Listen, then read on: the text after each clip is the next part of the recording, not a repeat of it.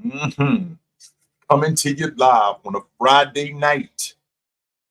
Yes, we are here live on a Friday night. Getting it. We are. 1 second. Yes, we are. Give me a second.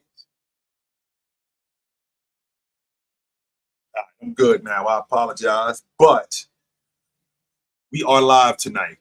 We are talking pro basketball. And in the process of us talking pro basketball, we talk about who the best teams are.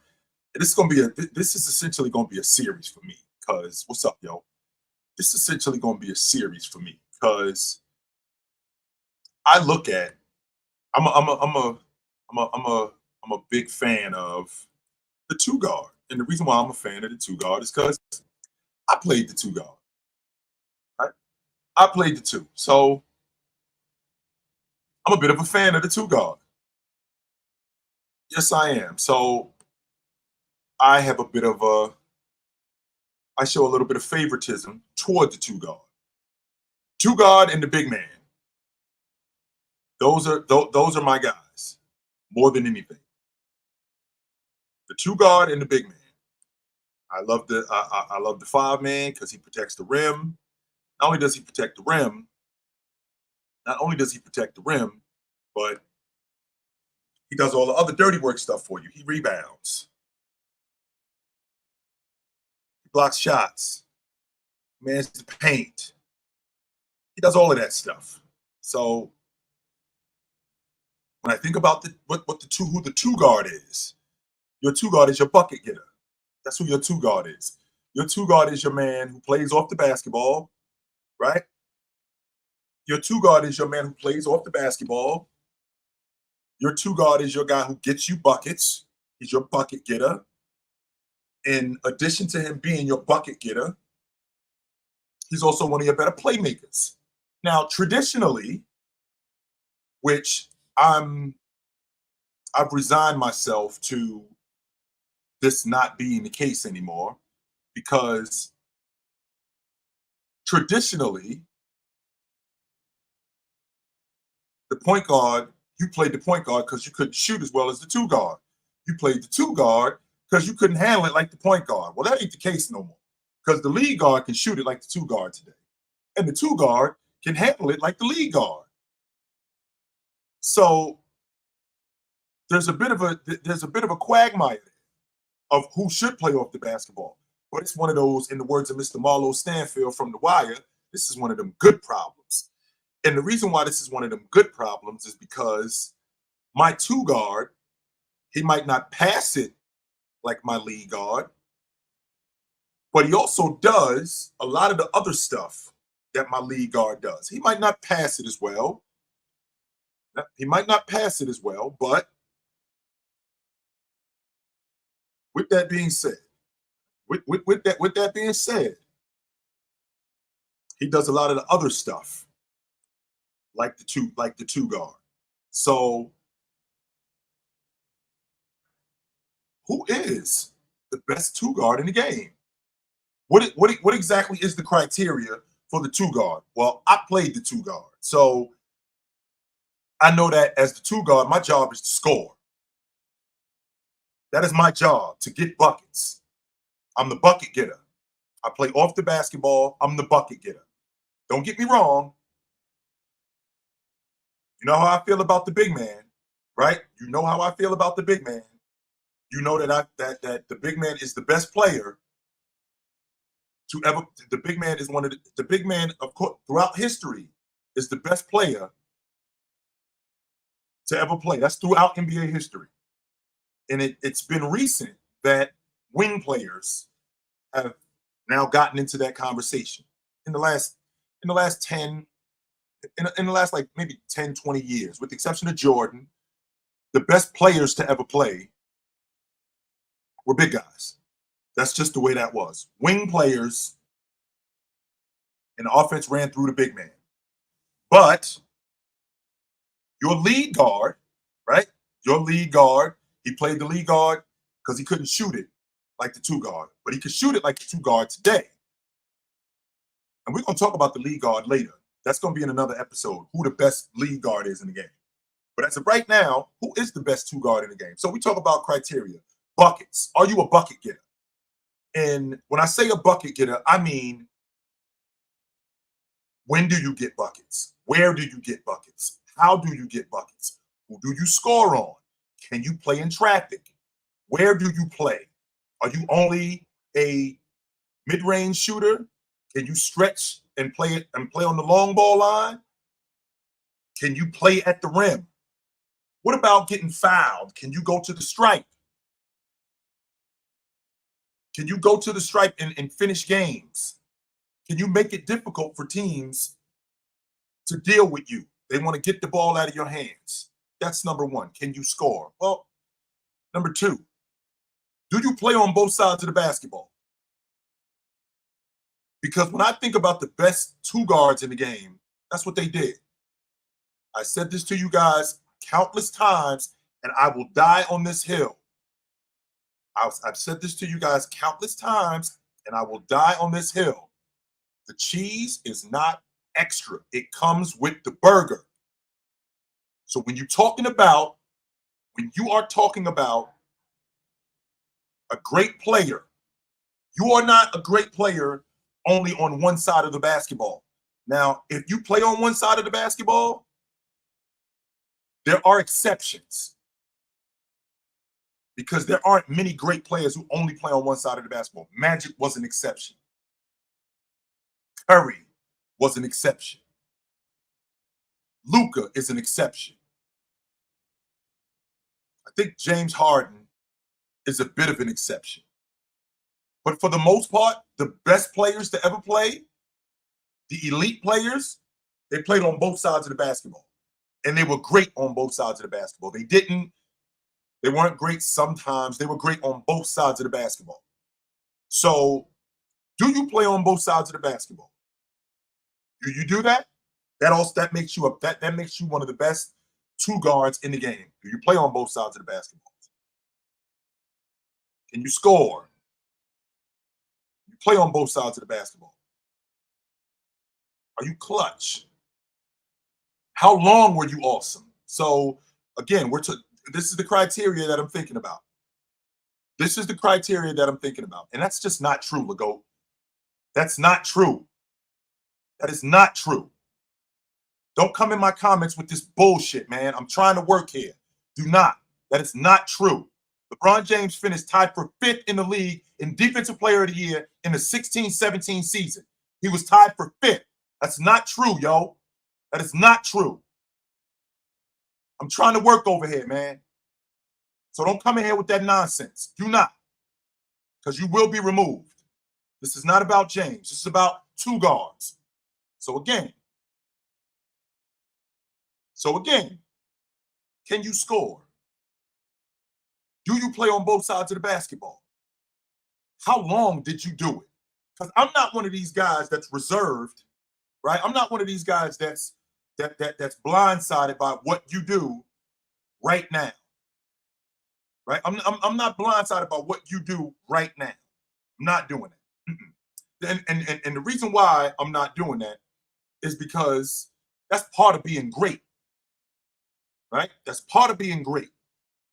Part of being great is playing on both sides of the basketball. So part of being great is doing it for a long time, not just doing it for a year or 2 years. No. When we're talking about you being awesome, and you guys know how I feel about being an all-pro. I take being an all-pro very seriously. I hold that in a very high regard, very much so. So with holding being an all-pro in a very high regard, I also look at, even if you're not an all-pro, did you play at that level, right? Did you play at an all-pro level? So, for example, Shaq never led the league in rebounding. And I've always had an issue with that. The fact that Shaq never led the league in rebounding. And he never led the league in blocks. But Shaq was routinely in the top 3, in the top 4 in the league in rebounding, which means that he played at that level. He just never he did lead the playoffs in it, and he did lead the playoffs in blocks too. Still holds the record in the NBA Finals for the most blocks in the game. That's 8 in 2002. He blocked 8 shots in an NBA Finals game. Can't nobody else say that they did that before him. Since blocks have been on record, there's nobody else that can say that they did that before him or since he did it. But with that being said, you can still play at that level. And if you played at that level for that long of a time, it was in 2002. It was against the Nets. And if you play at that level for a long time, that suggests how awesome you are. So when I put those 3 things together, do you play on both sides of the basketball? Do you score? Do you play on both sides of the basketball? Were you awesome for a long time? With those things all being said, I think Donovan Mitchell is the best 2 guard in the game. I do. Donovan Mitchell came into the NBA. Donovan Mitchell came into the NBA as a defender, and he played at an all-league. Defensive level. He wasn't a cone. And with him playing at that level, the Utah Jazz won playoff series. He performed at an all-time high, scoring the basketball, playing on the defensive side of the basketball. So, and he did it for a long time. It's not like Donovan Mitchell just became good over like the last 2 or 3 years. He was that dude from the door. Don't forget him as a rook. They dropped that Oklahoma City team with Carmelo Anthony, Russell Westbrook, and Paul George. He was on that crew as a rook. But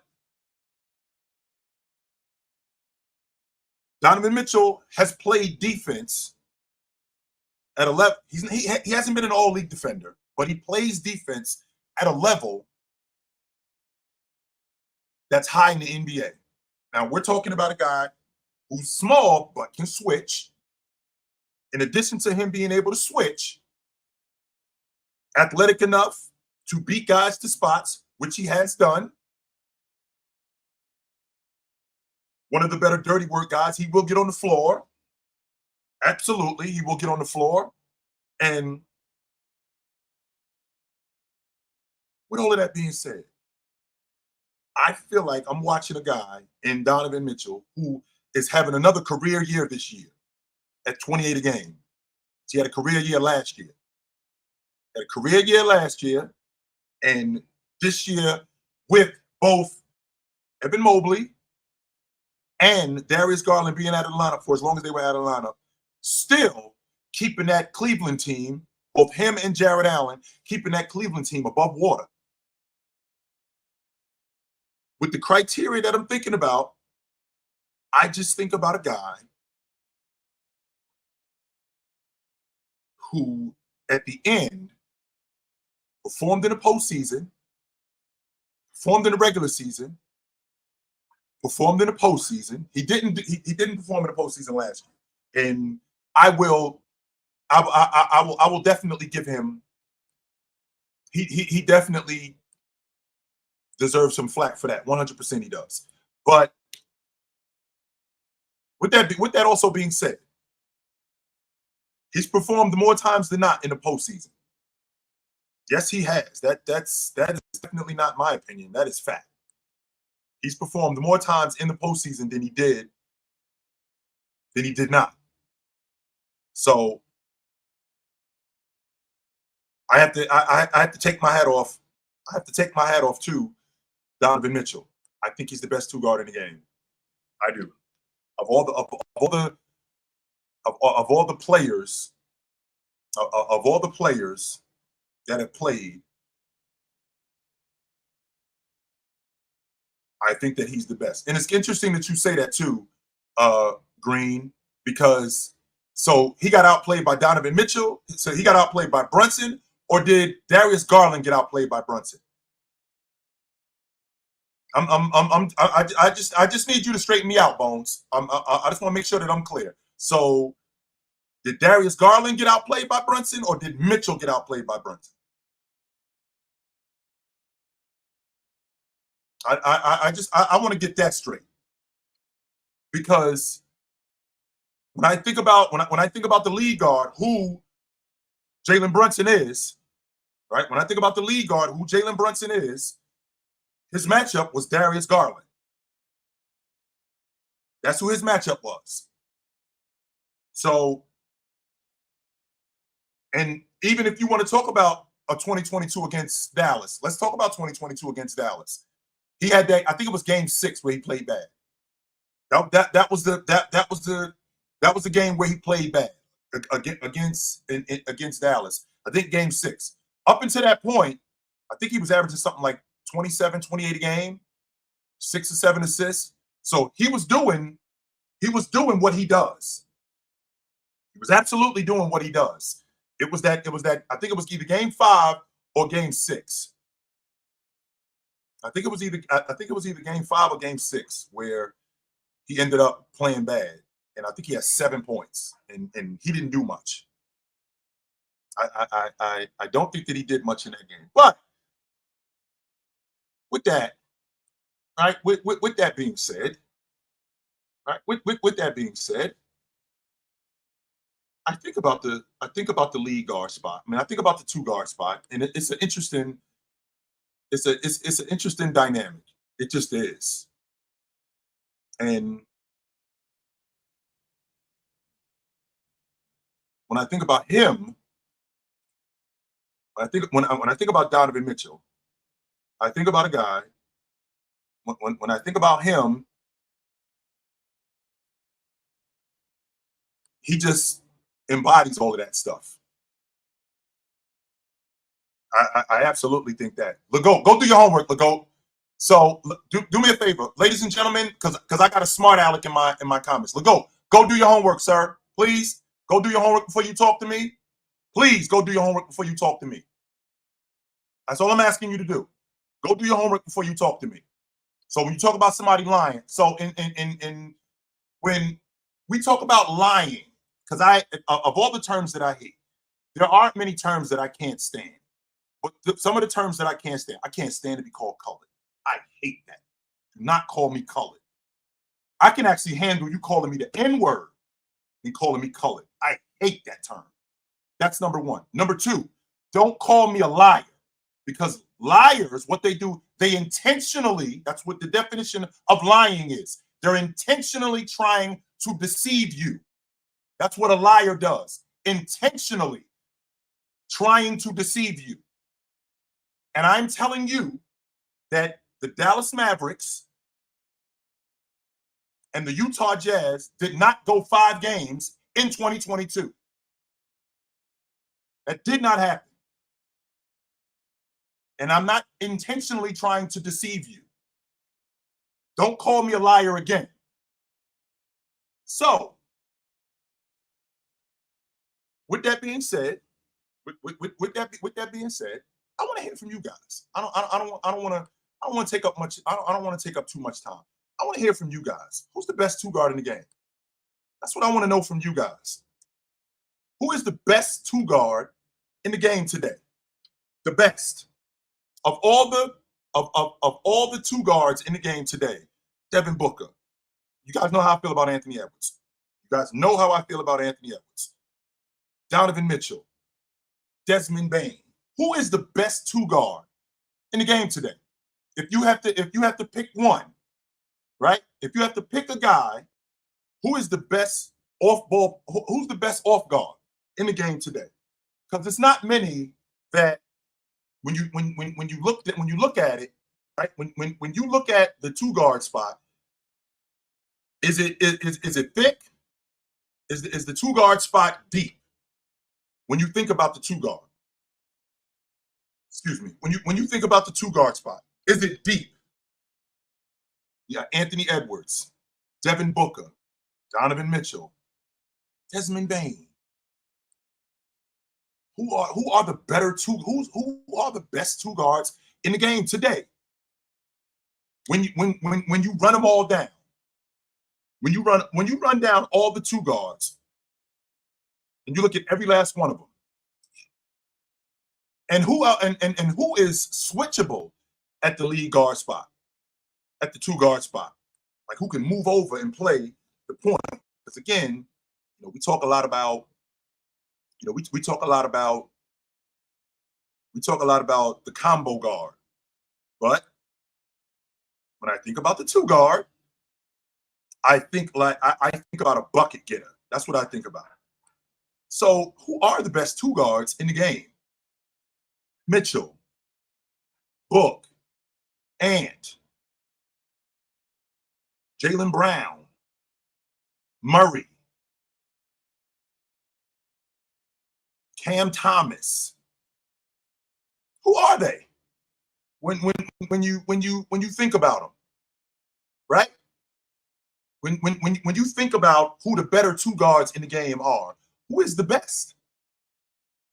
That's what I want to know from you guys. I'm opening up the floor to you guys. I want to know tonight who in your opinion is the best 2 guard in the game. I'm all ears. What up, Dougie? What up? Yeah, I kind of lean. I think I kind of lean toward Devin Booker at this point. Why you digging that? Why you digging Book? What's your infatuation with Book? Well, at a certain point earlier, I leaned toward Mitch, but Book had that narrative out that he really wasn't a winner yet, right. And what they did post a bubble, building a team around him, going to get a point guard like Chris Paul to make his life easier, where he can just focus on being a primary scorer. Right. I think he showed that he can lead, in the regular season towards a similar success like Donovan Mitchell, but in the playoffs. Even though Donovan Mitchell, I agree with you, I think he's a better playoff performer than people give him credit for because of 2 bad playoff runs. I think the ceiling of a team in the postseason is a little bit higher if Book is your best player. I don't think that playoff run against Dallas was that bad. He had that one bad game, game 5. I was in the comment. I don't know why people didn't talk about his playoff run in 2021. Yeah, and when him and Murray went at it. Not Murray. That was in the bubble. When they played the Clippers. Yeah, when they played the Clippers. Yeah, he was awesome in that series. Yeah. But I'm thinking about in 2022 against Dallas, he had game 5 was that bad game. Other than that, he was rocking. Yeah. He rocked in that series. It wasn't like he was garbage in that series. He rocked in that series. Yeah. Dallas just did what the Clippers did the year before, and they spread Utah out, and they made Rudy expendable.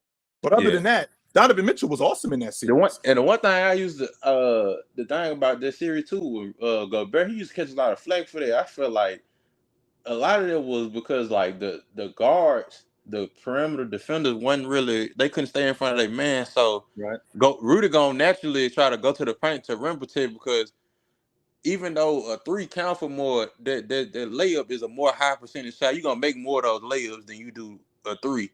Yes, you are. That's so Rudy caught a lot of flack for that, and I felt that was wrong. They was one of the best defensive teams in the game, and they were one of the worst defensive teams. I think they was bottom 4 in the league when Rudy was off the floor. I think they was either 26th or 27th in the league when Rudy was off the floor. That says a lot about Rudy. Impact, yeah, that shows his impact. That says a lot about him. Plus, a guy like Donovan Mitchell, who people give me flack about, Donovan Mitchell doesn't play defense. He came into the league as a defender. That's what he came into. He was an all-ACC defender when he left Louisville. But with that being said, he got to the league. He didn't play he didn't make the all-league defensive team, but he did play defense. He was not a cone. He was not just Ole. No, he was not that. He was not James Harden. He was not Luka. He was better than that. He's better than that. I feel like he started to play better defense since he came to Cleveland. But I think it's also because, like, in Utah, I feel like they asked him to do like a lot. On Cleveland, Garland can still make a play. You can trust him with the ball to make plays. He don't always have to have the ball in his hand. Even though Conley was with him and he could, but it's not the same type of threat that Garland is, at this point. Right. That's fair. You like him, Book. I'm a D Mitch guy though. I think they both close, but I think now remember Donovan Mitchell, he does lead all 2 guards in scoring this year. All of them. Yeah. He averaged almost 28 a game. So I say my rankings at the 2. I go Book first. Mm-hmm. Mitch, and SGA. I'm just waiting. I'm just waiting on SGA to have the playoff run. He ain't played in the playoffs yet, so I can't go out like we talked about last time. Yeah. So them two. If is Paul George like is he a two? Because No. Kawhi. I always thought Paul George was a 3. Always. I always thought he was a 3. So it's like, well, who on the Clippers? Who played a two though? Because it's like, oh, on the Clippers, yeah, I think because Kawhi, both of them really small forward, but they, right. I think it's Kawhi more than it is Paul George. They both play on the. I think they both play the same position, so to speak, because you got Paul on one wing, you got Kawhi on the other wing. So you can interchange those guys. George can play the 2. Leonard can move over to the 2, and then I think that if I'm not mistaken, then Terrence Mann and Powell, when they get on the floor, Paul George moves to the 4. When Leonard comes out, if when they go to that small ball lineup with Mann, what am I thinking about? I just said his name. Powell, Mann, James Harden, Paul George, and Leonard. I think Paul George moves to the 4. Yeah, I hate when they play Kawhi at the 4. I hate it. I don't like that neither. I hate that too. It's gonna put too much stress on the league. Too much. I don't like that neither though. And he already injury prone. I don't like it at all. All right, brother. Good to talk to you. You know where to find me at. He's a D book guy. All right, he's a book guy. I can get with that. What up? Yo. What up? Yo, so I don't know who I could really put as my best 2 because I'm kind of leaning around Ant and a little bit of Jaylen Brown, but I don't know if I could, from what I've heard and from what I've like kind of know about Ant. I mean not Ant. About Donovan. I don't know if I can put him above them because one, I think people don't realize also not even just the defense and the scoring of Donovan, but I think he's a really good passer. I just think he's on a team that doesn't hit as many shots as they could. Like, I feel like if you really watch Donovan's game, because of how good of a scorer he is, he gets guys like Dean Wade and what's the fake shooter from Miami? Strus. Max Strus. He gets Strus wide open a lot, but they just don't hit wide open shots. So obviously, if Donovan has 5 assist games, 6 assist games, you may think, well, he's not that good of a passer. He only has a little bit, but that 6 assists could easily be 8 or 9 if guys knock down shots. It could be 10. Easily. It could easily be 10. I also think that the reason why I don't put Book, I think Book is top 5, but I can't put Book the best because I think Book has been injured a little bit too long this season, and I think that staying healthy is a big factor for me. If you're gonna think about someone, I do believe Ant could be the best because I think he is a little bit better of a scorer. I think in the mid range than Donovan is. I think Donovan is a better 3-point shooter. I think Ant is a bit more athletic and a bit better mid range shooter. I think once he gets his mid range better, he will be better. But I also think Ant needs to work on his playmaking as a passer and as someone who can facilitate and get Rudy and get Cat, things with the pick and roll. Right. And because he can score, but he's not like a Tyrese Halliburton who can also be a guy who can score for you, but get you 10 assists, 20 assists, and can be a really good facilitator. I think he can be that, but he's not that right now. So earlier in the season, Ant was shooting at almost 50% in the mid range. Why he went away from it, I don't know. Yeah, but I think that's the thing about fantastic in the mid range. That's the thing about a lot of players in the league. Guys like Tatum, guys like Brown. I mean, even Brown. I think they take more 3-pointers than they need to. And it's not like a saying, oh, they can't shoot, but it's like why shy away from something that is a bit more efficient, especially when you're 6'9", 6'8", wing. It's like it's hard to stop a guy who is that tall. Like especially Jaylen Brown. I think he's one of the better scorers in the league because I watched a lot of the Celtics game and he is one of the guys that really, if he gets going, he's hard to stop. Right. But right now, I think I could give it to, from what you said, I think I can give it to Donovan. Even in the playoffs, I think his lowest scoring playoffs was I think about 22 points. He had back-to-back 30+ point performances like Mhm. per game in the playoffs. I think in 2020 and in 2021.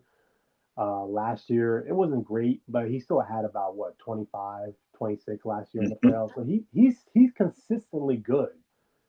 But I think that once I think I think Cleveland just needs to stay healthy, and they're top five in the Eastern Conference right now. Like you said, they're above water. I mean, they're top five. They're Yeah, doing I well. think I think they 6 right now in the East. I think no, I think they were five. I think they're five or six, but they're still above. I know that I know that they're a game and a half out the 3 spot. I do know Yeah, that for a yeah. fact. Like they're still a really They decent are team. 5. Yes, they Yeah. with them winning yesterday and the Knicks losing, they moved up because the Knicks hadn't played yet.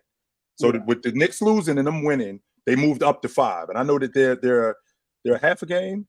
Yeah, they're a game. Yeah, they're a game and a half out the 6th spot. I'm out the 3 spot. That's where I had them at before the season started. I had them a top 3 seed in the East. That's by the way without Mobley. That was without Mobley and Garland. Yeah, Without right. both of them two dudes. And they're top five right now. And I think that they are a really good team. And especially if they get Mobley back, who is one of the best defenders in the league, especially at Yep. the big spot.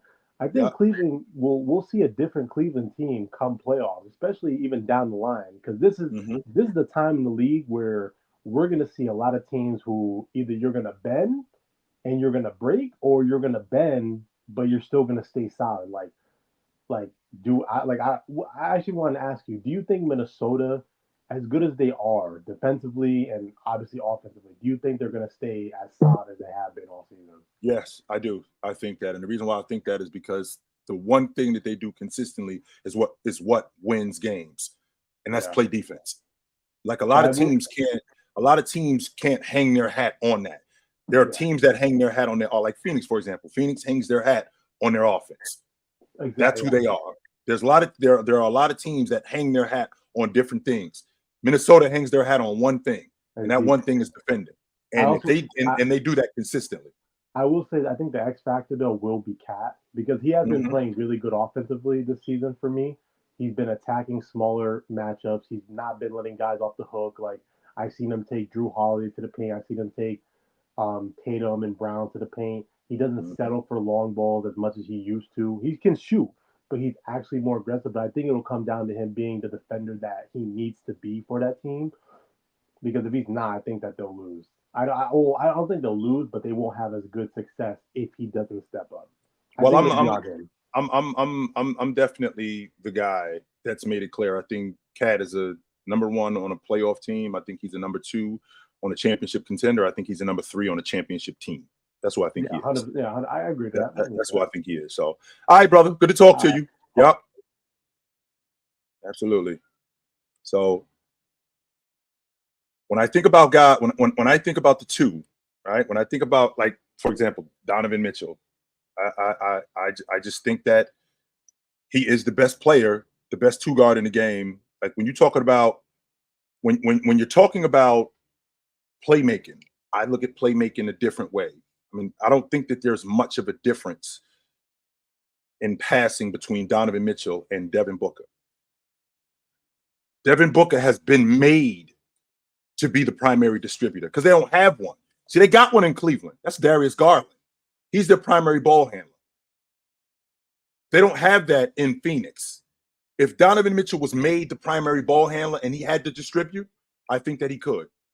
I think that I have no problem with the idea that he could distribute at a high level if he's playing with a guy like KD.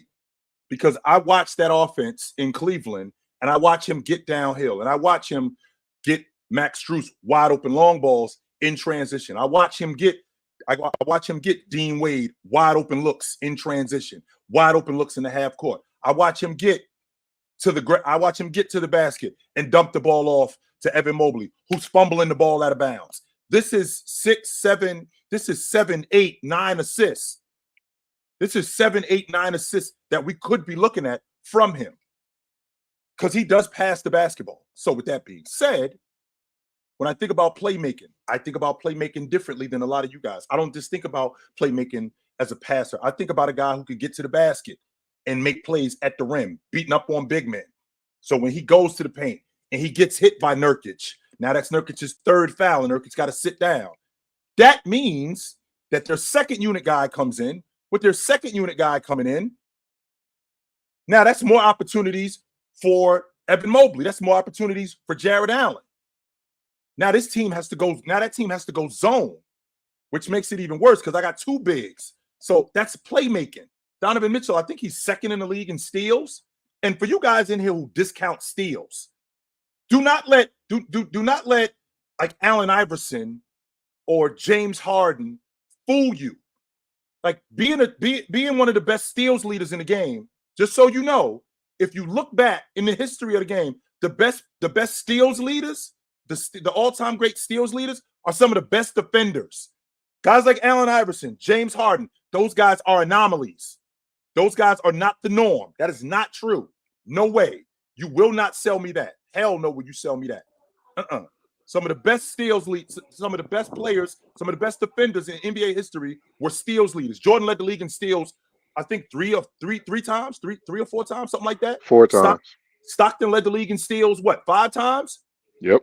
And we talking about an all league. These are all league defenders. Clyde Drexler is the only player in NBA history, minor, the only player in NBA history to retire in the top 10 all time in steals and not be on the all league defensive team one time. That's never happened. Never. Clyde didn't make one? Not one time did he make the all league defensive team. It's ridiculous. Never heard that before. So the idea that a guy, because you're a steals leader, that you don't play defense, that is not true.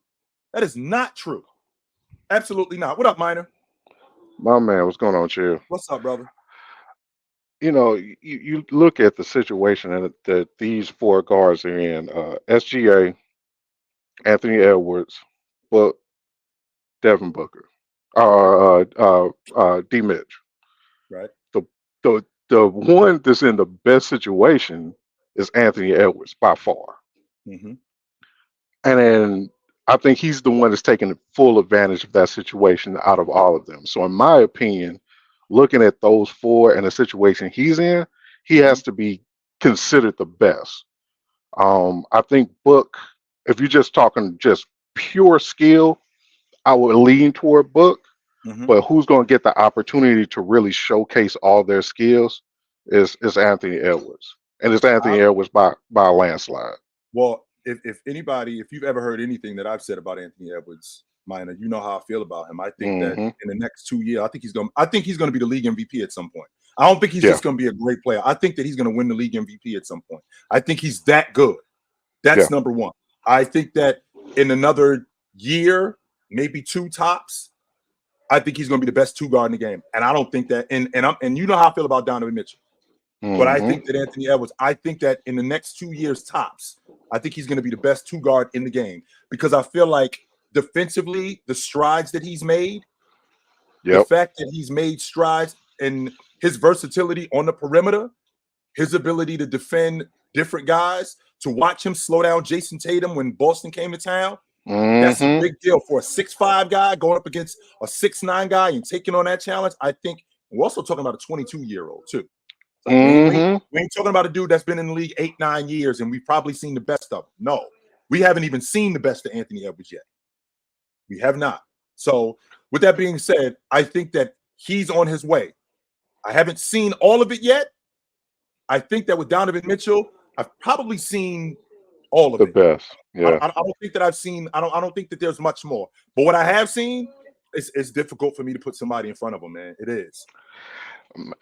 Come on, Chill. We all saw what happened last year in the playoffs. I did see that. Yes, I did.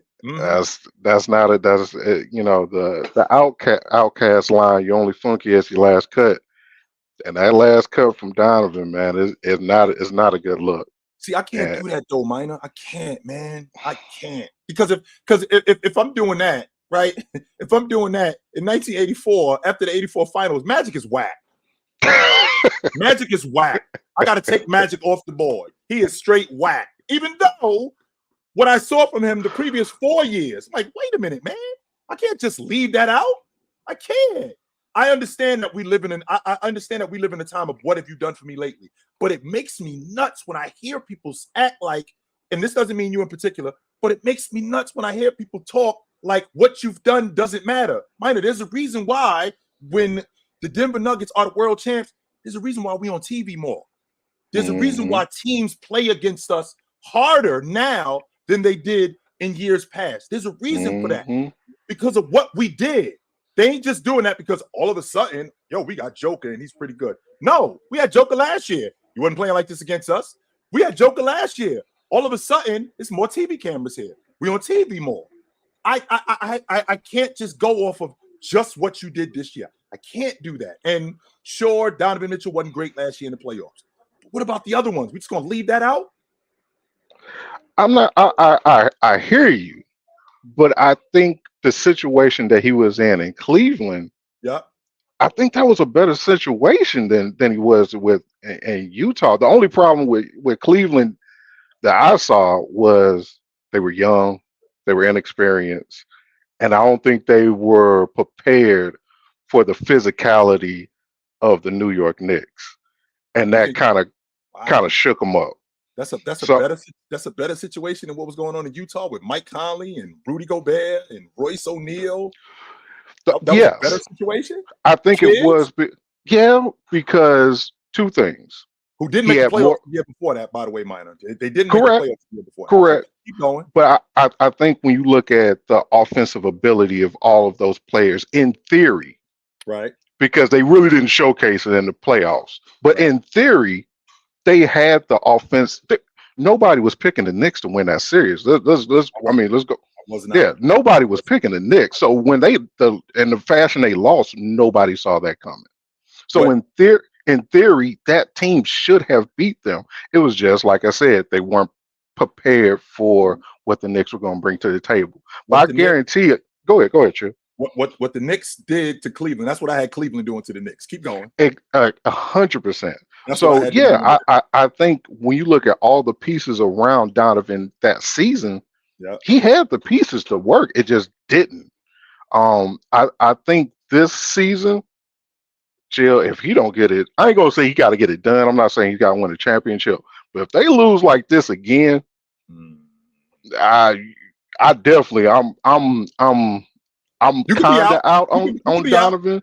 You could be but out. If they lose again like that, it's clear. I don't see him doing what he did last year. I don't see that again. I don't. I do not see that again. And to the dude in the chat, Bones, you telling me to keep it a bean when you a Knick fan?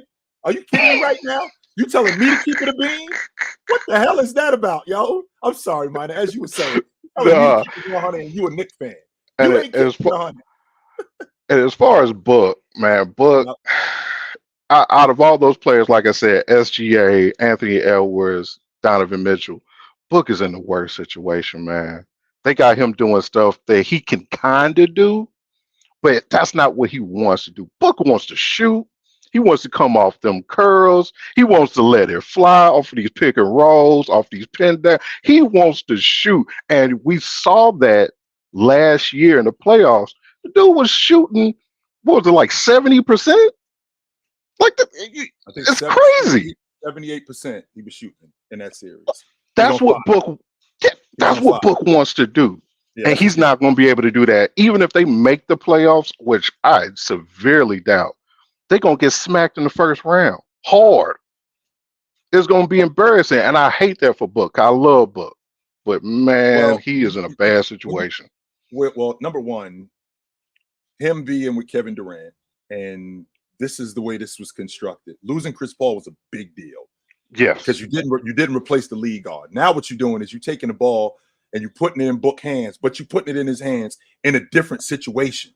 It's not the same where he's so good in ISO, right? He's so good in catch and shoot, playing off the ball, as opposed to a guy who now not only do I have to get my own offense, well, shit, I got to get offense for KD. I got to get offense for Bradley Beal. I got to get offense for Nurkic. That ain't really my job. I've always said that most people can't distinguish the two. The two that I mean is there's a difference between a runner and a guy who can run. Usain Bolt is a runner.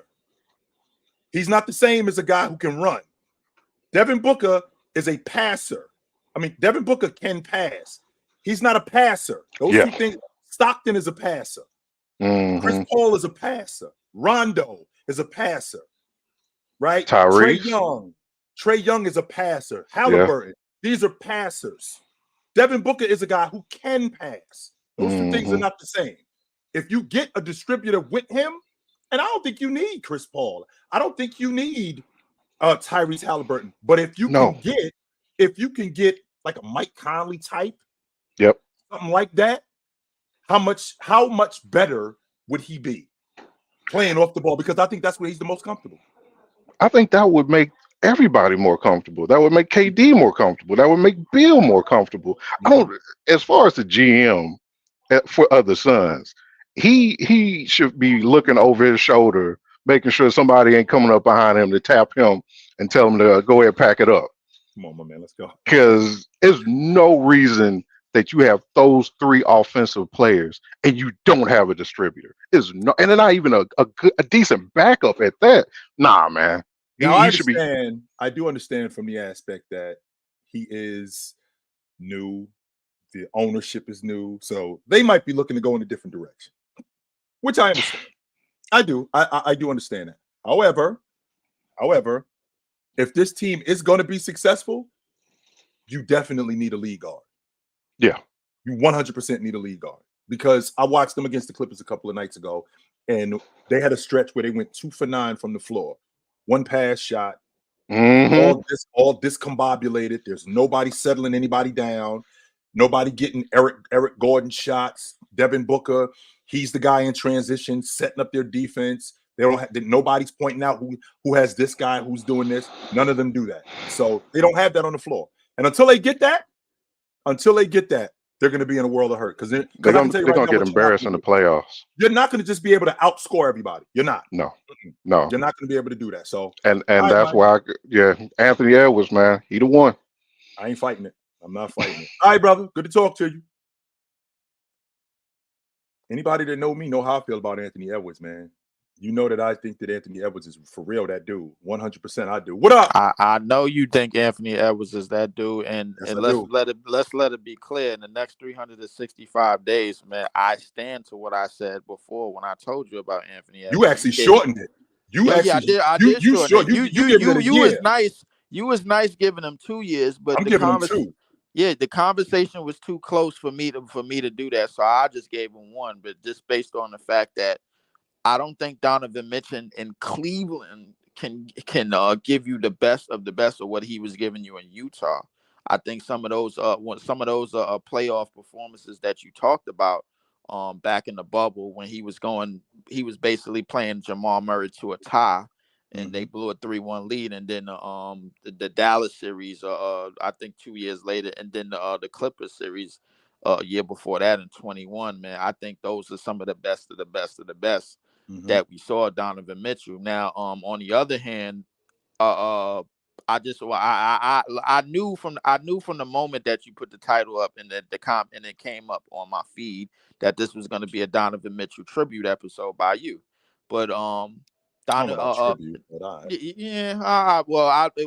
way you went on about him, bro, like it was almost like, I just think he's the best. But I do acknowledge other guys, though. I acknowledge. You did, but I just think Mitchell's the best. That's all.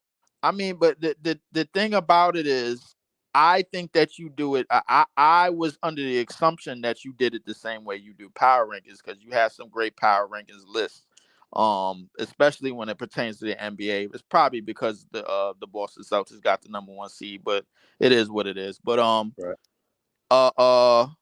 I right now, I'm maybe inclined to agree with you. I may be inclined to agree with you based off the fact that both Cleveland and Phoenix, when I say Cleveland and Phoenix, because I'm referring to Devin Booker. I think Devin Booker is basically in that combo spot. You know what I'm saying? Where it's like, you said it weeks ago, Devin Booker is somebody that could pass, but he's not a facilitator. There's a difference. And those two things are not the same thing. It's not the same thing. So he's basically pulling double duty. I think he's doing the best he can, pulling double duty as creating shots for everybody else and finding his own. But obviously, man, we know this shit is gonna crash and burn at some point. I think Phoenix they basically fooled themselves thinking that they was going to run this thing without a lead guard or some type of facilitator. They tricked everybody else too, Leaf. They did. They tricked everybody else too with what the roster looked like. You know, you got Devin Booker, you got Bradley Beal, you got Kevin Durant. They didn't trick everybody else. They did no, they didn't. Let me rephrase that. Let me rephrase that. They tricked a lot of people. They ain't trick everybody. They tricked a good handful of people, yeah, but they didn't trick the ones. They didn't trick me. They didn't trick you, and they didn't trick people like us because we all knew what they needed, and they're not getting it. But I would say I would give Donovan Mitchell the edge, but it's close. It's close. It's not a wash. 100%. It's not a wash. No, it's not. No.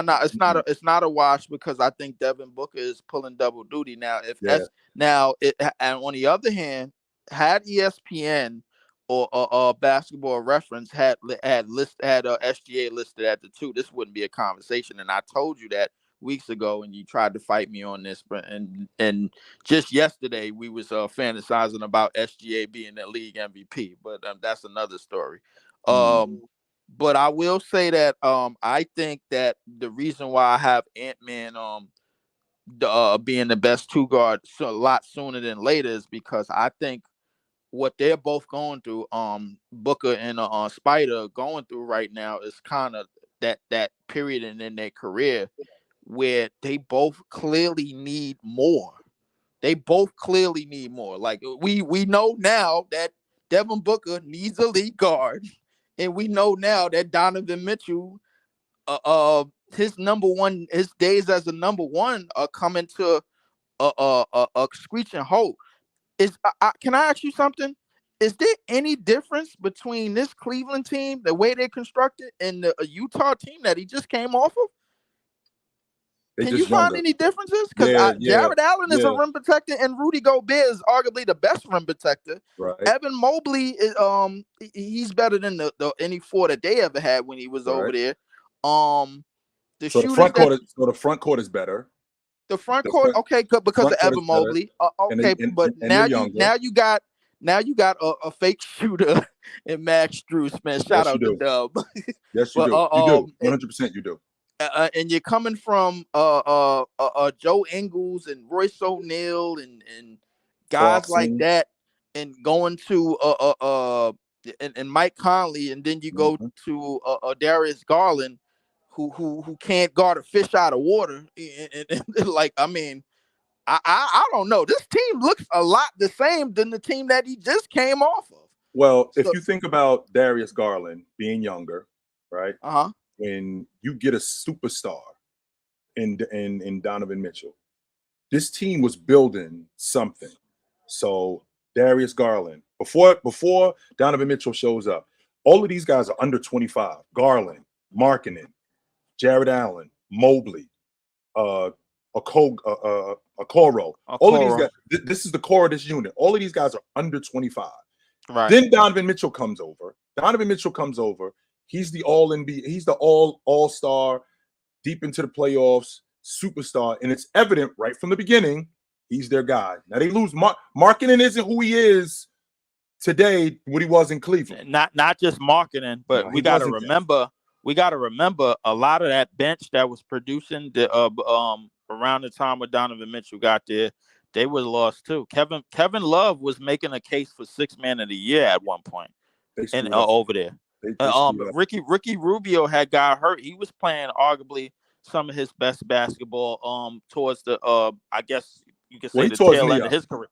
He tore his knee up, and as a backup. So the vets of that team that were coming off the bench, they were doing a pretty good job in helping hold this team, holding the Cleveland team afloat.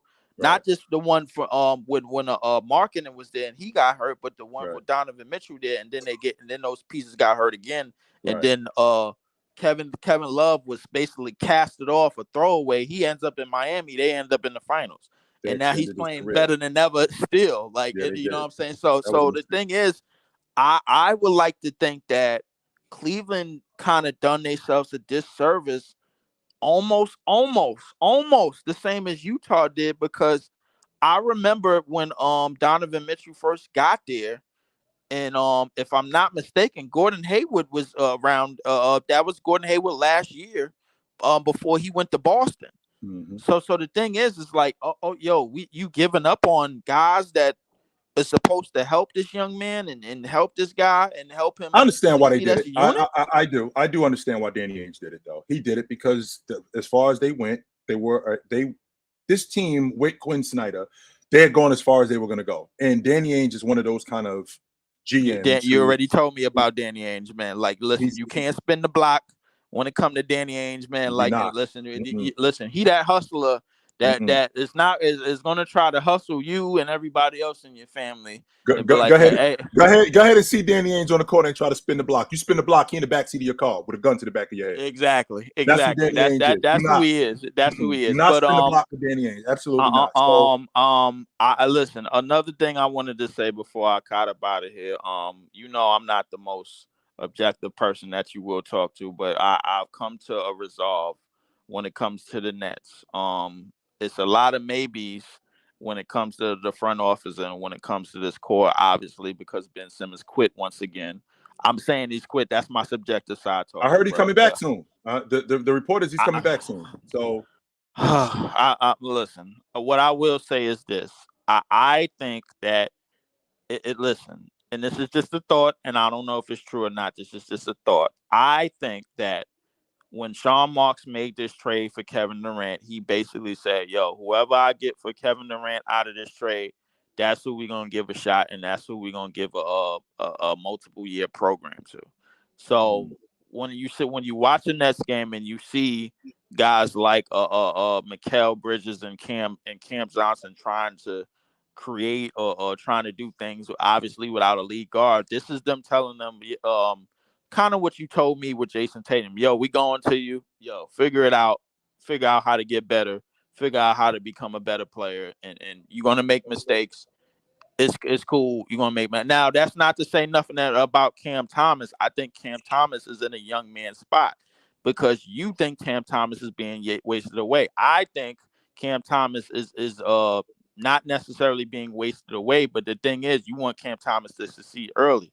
I think Cam Thomas is on a plan where when he becomes that 23, 24, 25-year-old, they're expecting him to be, okay, all right, your playmaking got better. Okay, you know how to lead a team. You know how to be cordial with your shot selection, this, that, and the third. I think this is them. This is the Nets giving a core of pieces a chance to fail on their own, to take the lumps and to take the bruises. And at some point, they're still going to be here. Maybe they'll get some pieces in the draft to add to it. Maybe they'll draft somebody down the line and they'll switch it up and they'll believe in them. Now everybody seems to be thinking that I'm tripping because Mikal is 27 and they're thinking like, yo, you supposed to figure this out already. Cam Johnson's supposed to figure this out already. The reality is that those guys were role players when in their previous stints, and that goes for a lot of other players on this team. These guys played around higher echelon superstar talent. When you come from playing with a Devin Booker and a Chris Paul, and then when you come from Dallas playing with a Luka, and you come and you stayed on the team and you was playing behind Kevin Durant and Kyrie, you get to learn as you go and figure out what works and how to be on that level somewhat and how to get there. But I think it's going to take this specific group a much more time than usual. I think this team was built for a point guard. Obviously, Ben Simmons got hurt, but in the long haul, I think that Sean Marks is saying, yo, take the lumps, take the bruises. Yo, we gonna listen. If you're gonna fail, you're not gonna get this right away, but you get a chance to grow and learn from your mistakes. That's what I think. I don't know what you think about that, but we gonna because the thing is, I gotta go, Lee. Hold I gotta on, go. one more thing. Well, one more thing before you go. But the thing is, as a Nets fan, we can't do the same thing that the Knicks fans do and get greedy and get impatient. We can't, because I mean, that's New York though. That's New York, yo. It is, and New it York, is. yo. It So, is. But all right, we Lee, can't do I know that. where to find you at, brother. I do know where to find you at, my man. So, what up, yo? What up, Joe? You hear me? What's going on, brother? What's going on? Look, it's all good here, man. I just want to say, so when you talk about the two guard situation, Yep. no, I think it's between three players. It's Anthony Edwards, Donovan Mitchell, and Devin Booker. I think those are the only three players I'm willing to entertain the conversation of the best. And then the order I'd probably go is probably Donovan Mitchell, Devin Booker, and then Anthony Edwards for now. After the season, I think it goes Anthony Edwards, Devin Booker, then Donovan Mitchell. And the reason why I say that is because with Devin Booker, so I do believe this about shooting guards. They all kind of do the same things. Like you'll notice that their scoring will all kind of be around about the same ranges. Right. Assists and rebounds will all be around about the same.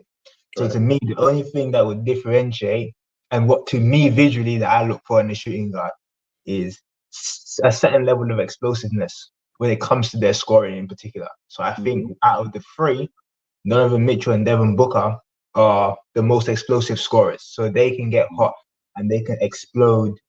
They score 70 in the game. I think they score differently. So I think with Mitchell, the reason why I want to put Mitchell probably third in this season, because I think Mitchell has a tendency that his scoring eventually starts to hurt the team and it doesn't become a positive as the numbers start to balloon.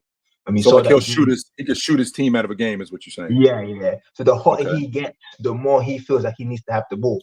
And you knew that was what happened during the Nugget series, that he was scoring that ball, but nobody else was doing anything. That's why they lost that 3-1 lead.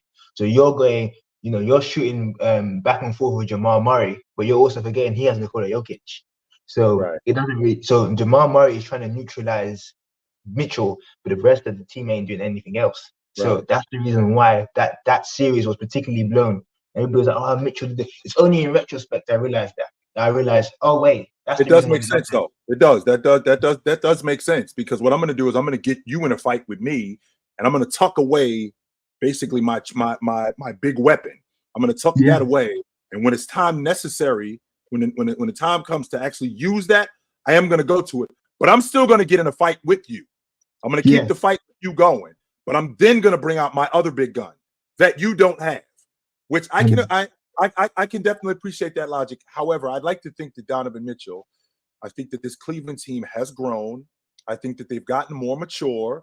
In addition to them getting more mature, what they did last year, how the Knicks basically pushed them around. How the Knicks, I just don't see that happening again. I don't see the Knicks run. If they would have run into the Knicks again, I can't see the Knicks roughing them up like they did last season. Because everything that the Knicks everything that the Knicks did to them, I had them doing to the Knicks. That's what I had going on. I did. I was completely wrong on that. Now, as far as Donovan Mitchell, like you said, at the end of the season, I'm thinking about him being better in the playoffs this year. I think that Devin Booker, from what we've seen from him this year, I think that Phoenix team goes the other way. Oh, 100%. And I think it's going to be difficult for him to duplicate what he did last year, being the primary ball handler and being the distributor. I think it's going to be difficult for him to duplicate that again. I'm not saying that he can't do it. I just think it's going to be difficult for him to duplicate that again. I still think wear him down. Which is fair. Which is definitely that will wear him down, because in the playoff last season he was, it was from the end of, I can't remember the first round series they had until they played Dallas. He was shooting 80% from the field, and he had only missed like 5 or 6 shots.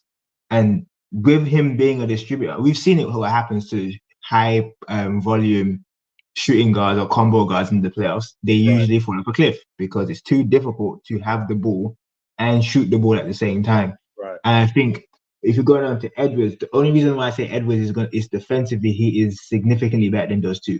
And I think, to me, I don't know, like maybe I'm wrong, I just see like the way he is as a 2 guard is that he is in the vein of Jordan and Kobe, from the way he physically is built, his explosiveness as an athlete. And I think we know that can replicate success as a 2 guard. All he needs is either a dominant big or a distributing. Which he has right now. He's got a dominant big and he's got a distributing point guard in Mike Conley. I think that the thing what you're on, I think that he needs time. That's all we're looking for. That's it. That's all we're looking for. I do want to just that Cleveland point as well, quickly about their playoffs as well, because I think the reason, to me, honestly, that playoff series came like, you know, how can I explain it? You know, if you're playing with like, you know, like a child or something like that, you're like running with your kid, or you're, you know, running with your little brother or something like that. It almost came like Donovan Mitchell was waiting for those guys to catch up, and they wasn't ready yet. And you can kind of tell that Evan Mobley and gosh, his name escapes me, the guy with the afro every time. Sorry, Oh, Evan Jared Mobley, Allen. Jared Allen, sorry, and his point guard Garland. They wasn't Garland. ready. They wasn't Yep. ready yet to be in that, because their first playoffs opportunity, and that Donovan Mitchell has been there before, so he's the only one that the Knicks are targeting. Basically, they're trapping him on every screen. Like, they didn't even double team Darius Garland, but they were playing him single coverage, and they were just knocking him about. Garland was getting not Garland. Mobley was getting bullied. Allen was getting bullied. All of these guys were getting bullied, and I think that's a youth thing. I think now they're going to the next year. I honestly think they play anybody else besides the Knicks, from the way that the Thibodeau coaches defense, they would have been fine. I don't think that would have been a problem. I think they want to see the Knicks again, because I think they want to show that what you saw last year, that was an anomaly. That's not really us. We're a lot tougher than that. But Mari, I gotta go, brother. I gotta go. It's absolutely good to talk to you. I will see you soon, my man. Absolutely, yeah, no doubt. Well, guys, it's about that time for me. It was dope to see you guys tonight. I will be back soon. As you guys know, we are back in effect next week, Monday to be exact, on the panel. But I will be back here on the regular like I am. You will see me on the regular like you do. And it's basketball season. We're in the middle of it. You guys know what it is. We're definitely in the middle of it. So I'm going to continue to try to bring you as much content as I possibly can. And this is what it is. So, like I told you guys, drink water, put on a suit, don't drink and drive. Yo, man, call your mother. Call your mother. She's waiting for you to call her. So, but until then, take it light. Take it. Absolutely, man. Good stuff tonight. I enjoyed that. 100% I did. That was good stuff. Definitely dug that.